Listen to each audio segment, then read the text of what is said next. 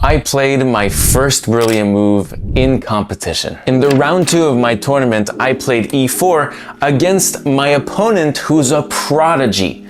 Guy is rated 2340 and is a FIDE Master at the age of 13 years old. So in this game, we have 400 points difference and 8 years difference as well. With the white pieces against e4, this man plays 4 things. He plays c5, which is his main. He plays a accelerated Sicilian. He plays g6, in which he scored perfectly on in 2023 with 2 wins. He plays e6 with black. He's played this on occasion, and he plays c6 on occasion. Now, if I had to bet that this person would play the opening I have been quote unquote struggling against in competition, I would have bet all my wages that after e4, pardon, my opponent would go c6. And he did. Now, I prepared against all of these moves and in depth against his main move, which was c5, but I still prepared against c6, and I looked into what I played to then play better against a potential c6 today, and that's what happened. So c6, I went d4, and my opponent immediately went d5, thinking they had surprised me because c5 is their main opening. From this position on d5, in my past 2 tournaments, I have scored 0.5 out of 2, so 1 loss, 1 draw, after the new move that I have tried, knight c3. Without luck, my opponents went d takes e4, knight takes e4, and then knight f6, and found good results against me. My opponent knew that, and I simply went e5 here. Advanced variation, in which I lost a game in this in August, one of my first games back to chess. I played e5 and lost miserably. So I knew that my opponent this time would not prepare against that because there's low chances that I would play e5. And sure enough, I know what my opponent plays because I stalked his chess.com and his Lichess, put that into opening tree and saw everything this man's plays. And I saw that he goes c5 here, and I was prepared. I go d takes and e6 to attack c5. I prepared a3, bishop takes, and now my opponent is out prepared because he prepared only against knight c3. I saw that, I knew that. And you see him gradually slowing down with his moves from very confident on c6 and then d5 to way less confident on bishop takes, b4, and now he takes his first long turn. On bishop b6, it's very possible that he plays this, but I knew from all the Lichess and chess games that I saw is that he goes bishop e7, which is also fine and theoretical. And on bishop e7, he likes to push f6 early and try to take out this pawn. So I go knight f3, which is theory. Apparently it's not actually, but knight f3 is what his opponents played successfully against him in his Lichess bullet games, which is crazy. And now he's truly lost. I think he has an hour 25 in this position, and he plays knight c6. To me, it was not the move. I think f6 is a move, I think a5 is a move, but knight c6, for me, it was just not the move. And the engine agrees because of this move b5, which I missed in the game. It's a bit too much of a cocky move, I don't know. On knight c6, I just play immediately c4 because he usually went online with f6, and then his opponents went with c4. And I even remembered a game of his in which this is 1 of 1. He has only 1 position in his life that he played in this position, and it was takes, knight takes, and knight takes was not a good move. In fact, c takes d was the better move, is the better move, and that's what I intended to surprise him with. But he went with knight c6, which means that I go c4 now, and now he's completely out of book. Here, he proceeds to take 40 minutes. Almost half his time spent is on move, move 8. Either he takes and goes into an endgame in which he has low space, takes, bishop c7, I saw bishop b2, and white has a lot of space, or he can do something out of the norm with queen c7, and that's what he played. Queen c7 is a ultra interesting move because he had to calculate, first of all, c takes d5, because black intends to attack this pawn a second time, but also lets go of this pawn of the second defense. So there's takes. There's another candidate move, which is knight c3. There is bishop f4. I looked at all of these and finally decided, after myself taking 30 minutes, I played c takes d5. Now, I recorded the times in this game. At this point in the game, it's move 9. I have 51 minutes. My opponent has 42 minutes. The boards around us, just to give you perspective, after 1 hour of play, we're all in their middle games or deep middle games. And we're like 9 moves in, still in the opening, figuring it out. So c takes d5, my opponent takes on e5. And now I was actually gonna go with bishop f4, but I didn't really love this line. Okay, knight d3 is an option that I saw, but after takes, queen takes, I really just love bishop b5 and the king has to go to f8 and I uncastle the black pieces. But I saw this line that was really making me furious because here, black is super heavily underdeveloped, but somehow is making it out of this middle game by winning a tempo with bishop d6, attacking my bishop, and after takes, what do I do really? I can go bishop b5, but bishop d7 and I accomplish really nothing. So instead of playing bishop f4 here, I go bishop b5 and I see like really nice things, albeit. If bishop d7, it's kind of embarrassing for black because I can take here and you can't take with the queen because I win this knight for free. So you have to take with the king or knight. If you take with the king, I have double check here.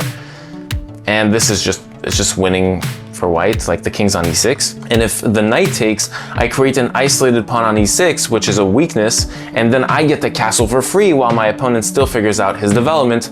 And I think I have a little bit of a better game here and the engine agrees with me. So that's the assessment I had, and my opponent surprises me completely with king f8. And here, I've uncastled the king. This is a source of advantage. The king is in the center. And my other source of advantage is that black are miserably developed. This knight has taken 2 moves for development. This king is on f8. This knight, this rook are not developed. This bishop, this rook are not developed. And now I do another developmental move really quickly. And I dislike black's next move, knight takes f3. And this is a huge lesson for chess that I learned recently from a prominent grandmaster. The knight here on e5, or any piece that you move twice in the opening, has taken 2 turns, knight c6 and knight takes e5. But here, the mistake lies in knight takes f3, moving that piece a 3rd time while not all the other pieces are happy here and not even developed. So here, you just wasted 3 tempi to take on f3 against what? My knight that developed 1 move on f3. So in the science of chess, black have made a positional or strategical mistake, as we would say.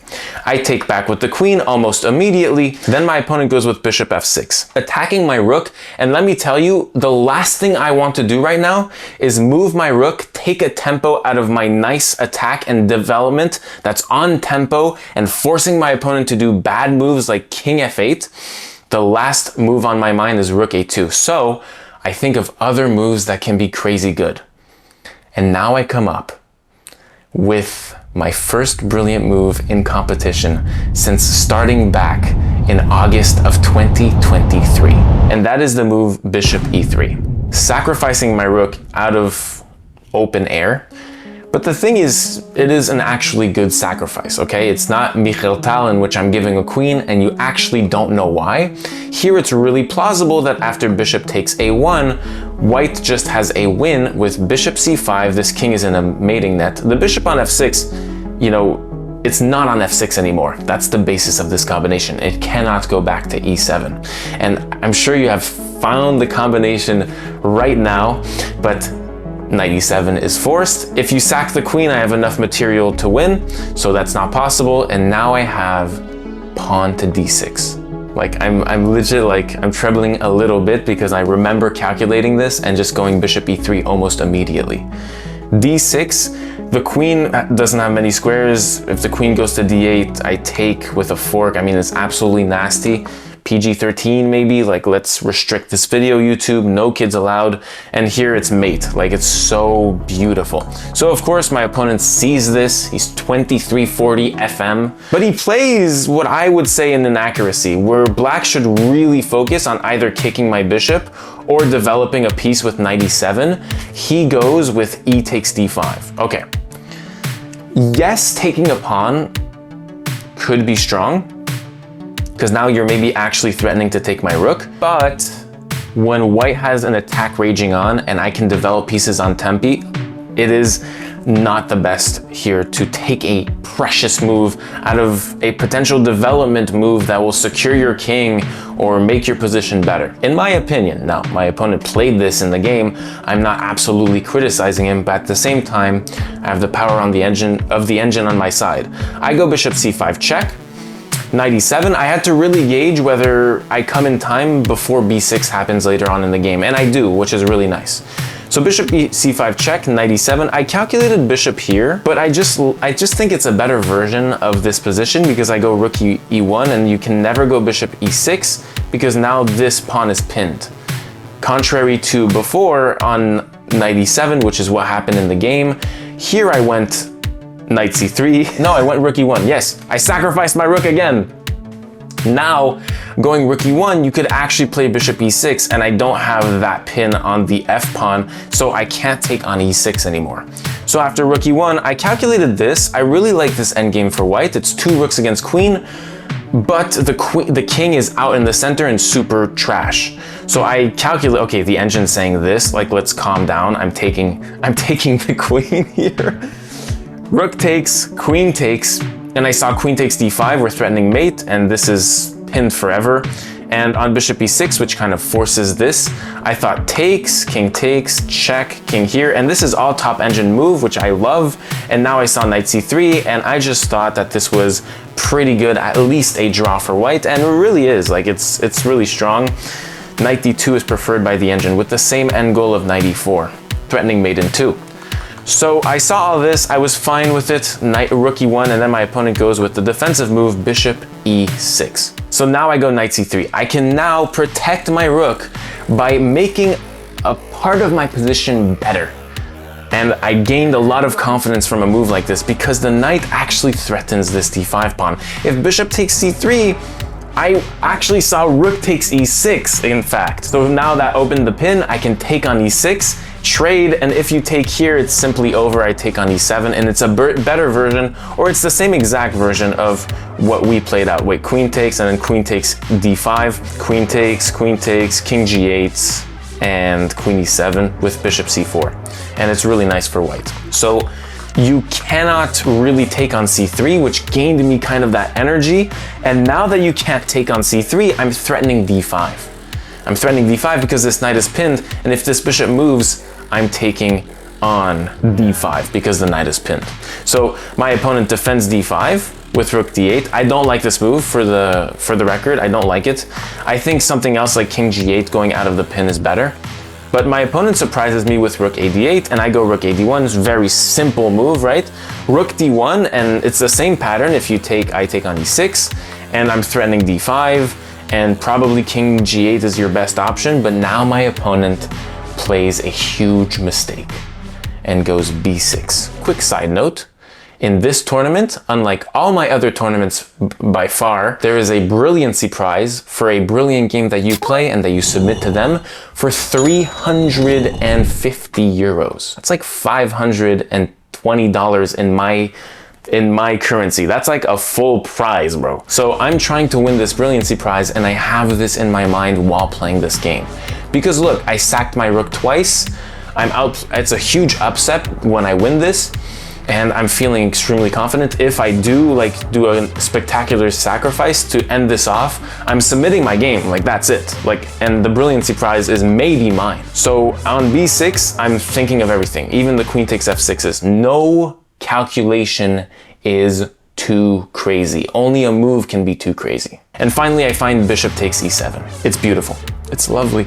I'm so proud of myself. On bishop takes, the bishop is now unveiling this pin of this pawn. We saw this pattern before. I can take on e6, and my knight is defended, and I'm a piece up and winning. On king takes e7, it's a bit silly. I can just take on d5, and I'm better. I think I'm winning the exchange. I think that taking is quite forced for black, and I win the exchange. So the forced component is queen takes.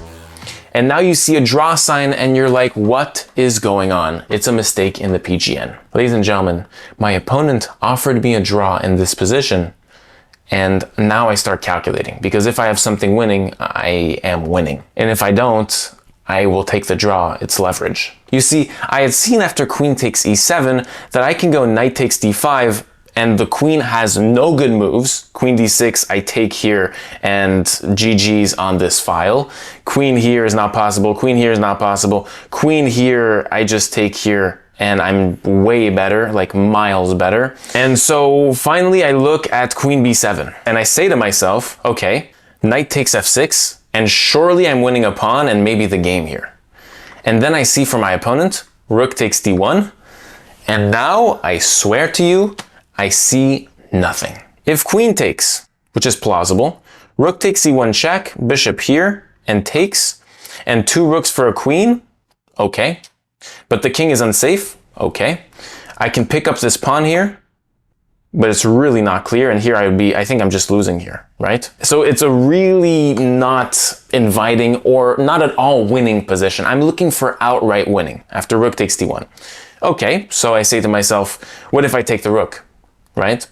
On queen takes f3, I don't have any intermediate checks. I don't have any intermediate checks to like save something. I could sack the knight, which I saw, but it leaves me with doubled pawns here, and it's not a winning endgame at all. It's a draw here. Okay, so after queen takes d1, I say, like I'm getting out of this queen trade and I'm forcing this, and now I have queen d6 check, king here, and again, I don't see something where I'm incredibly winning. I could take a draw here with queen g3 and queen d6, don't get me wrong, but am I completely winning? No. I think after rook e3, I saw something like this, check, king here, and it's still like equal.